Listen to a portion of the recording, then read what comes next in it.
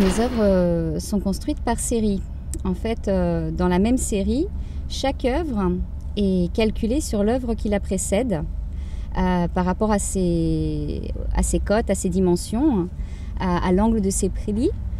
Chaque œuvre est un peu présente dans la suivante et calculée sur la précédente. Elles sont toutes unies en fait. Et chacune d'elles représente un mouvement figé. Donc le pli fait le mouvement. Ensuite, j'ai eu l'idée d'intégrer encore plus mes œuvres dans leur environnement grâce à des peintures thermochromiques qui sont des peintures qui changent avec la température. Et aussi, j'ai utilisé des peintures qui changent avec la luminosité. Et ce qui m'intéresse particulièrement, c'est de capter ce que dégage le spectateur sans pouvoir le contrôler.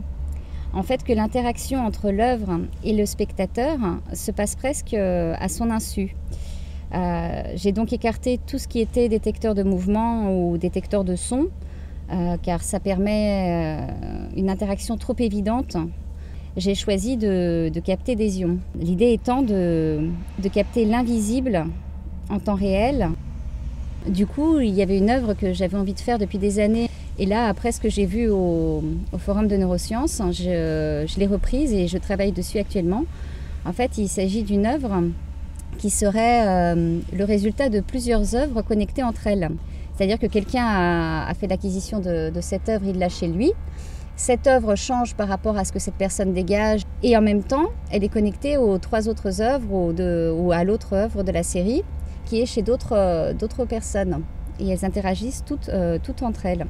Voilà que l'autre, à travers l'œuvre, agit sur nous et voit ce qu'on fait au niveau émotionnel. Ces capteurs captent quelque chose d'invisible, en fait, ce qu'on dégage, et ça donne un petit côté magique. Pour l'instant, l'interaction n'est pas à ce point-là, mais ça, ce serait le but ultime. Oui. Des œuvres intelligentes qui réagissent par rapport à leurs propriétaires et en plus aux propriétaires des autres œuvres qui sont reliées. Tu peux jamais la voir dans sa globalité. Non, en fait, elle existe que séparée. Elle existe que divisée.